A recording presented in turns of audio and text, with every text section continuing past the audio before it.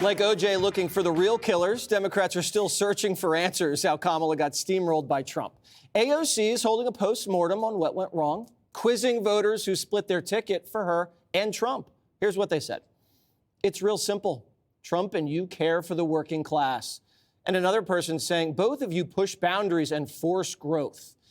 AOC also giving her insight on how voters can sniff out a phony politician.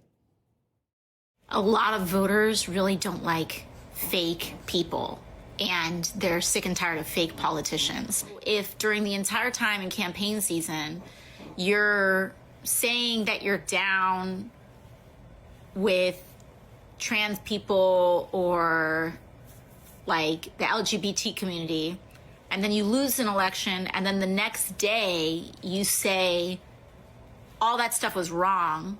I actually think what people are more upset about is someone was doing something they didn't believe and just saying something. And James Carville's sharing his pearls of wisdom on why Democrats might need a break from identity politics. All of the Washington-based Democrats farting around, going to wine and cheese parties and talking about how misogynistic race. Get your out of Washington.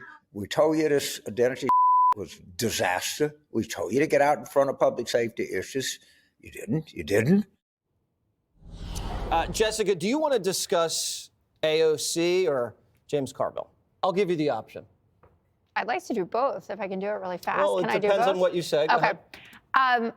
She's not really surprised by this because there were Bernie Trump crossovers, and it's completely correct. The people just want straight shooters. They would rather you be definitive and sure of yourself than right necessarily, because at least you took a position. And we saw that in the election. Trump took a lot of positions that I think are completely insane, but he was definitive about it, and people felt like they could trust that he had this strength to it.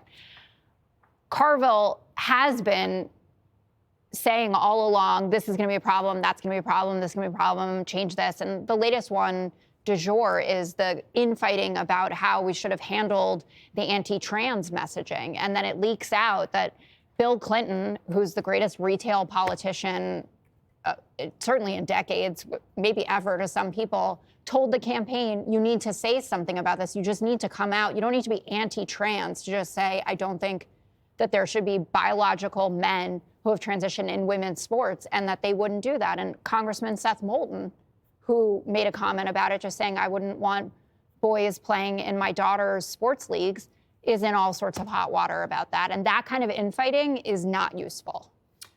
So you should have listened to straight white men, is what you're saying. I would agree. No, I would agree. Keep that in mind next men, time. But they don't have all the answers. Well, in this case, they did.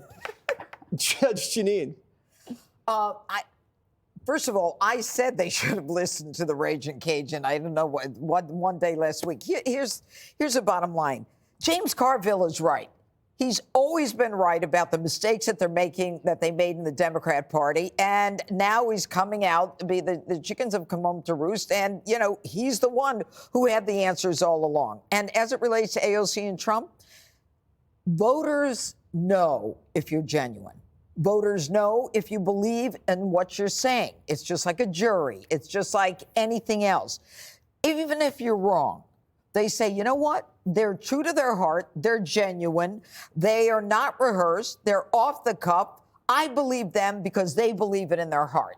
So whether it's AOC or whether it's Trump, it's the electorate sensing that neither is a phony in terms of what they believe in. All right? That's where the crossover is. And I think finally it's not an anti-trans campaign. Most people don't give a damn what you are. They just don't want boys and girls bathrooms and boys and girls sports and all that. And they call us the people who created the culture problem. They created the culture problem. We're happy to leave them alone. Leave us alone. Yeah, we just fixed the culture problem. Greg Gutfeld. Yeah, are there two James Carvilles? What do you mean? What do you mean by I seem that? to remember there was this guy, James Carville, last week who said that Harris was going to just completely destroy Trump. I don't remember. I think that was a body double. I take him at his word. I mean, he did say that. He was adamant about it. I think I like the fact that AOC is being useful, and that's a change. She's not demeaning people that voted for Trump. I mean, she's also being very cunning. She's tying her wagon to a winning horse. And now she's part of this kind of crossover populist movement. But maybe she's learning from this. Maybe because she's experiencing major transformational changes in her life. And she has to think outside of herself. That identity, your own identity, does not connect people. In fact, it's designed to separate. And this is a story about stepping back from left and right and seeing the cave that's behind you, the cave that you're in. It's not about parties or left or right. It's the trick that keeps us in this prison so real change can't happen. It's the machine, the media industrial complex that pits people against each other. Racial division, taking a huge hit. Class division, taking a huge hit. The only thing left is the gender divide, but that's mostly single women terrified of change, terrified of risk. And the reason, and what they've done is, because of that, they've exchanged love and perhaps a spouse for the soft confines of government. That's why they're so upset when they heard about, no one's taking their abortion away, but it was the government. This is my spouse. How dare you attack government? I said that years ago in a less artful way and gotten huge amounts of trouble for it. You know, I should be a little bit Women more are articulate. dating the government. I don't think you Women are dating the government. We are Single not. women. Greg is surprisingly insightful when it comes to women. That's true. I know. was raised by women. And you know, I don't even have to hold his hand when he does it. One thing I think is pretty interesting is how the left is so willing to destroy institutions if it works in their favor. So one of the things that AOC should do is cut the cord from Jayapal. So just one of the members of the squad, the House doesn't have the filibuster, the Senate does. This basically means it's a stopgap. It's what our founders wanted. It's a checks and balances situation.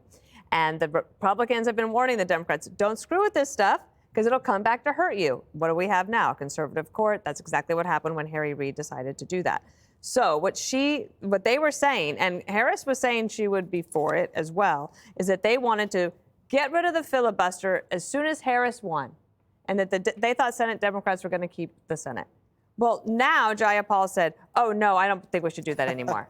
So they're willing to destroy institutions if it helps their power, but they cry about the American people not trusting the institutions. So AOC should break up with the squad and go solo. I think so. All right, a solo career. I think so, too. It's worked out for a few musicians. Yeah, that's true. I can't name any of them, but That's Beyonce. right. Beyonce. Who? Beyonce. You know who caused She them to got break paid up? by Harris, right? I think she did. So did Oprah. They all did. Click here to subscribe to the Fox News YouTube page to catch our hottest interviews and most compelling analysis. You won't get it anywhere else.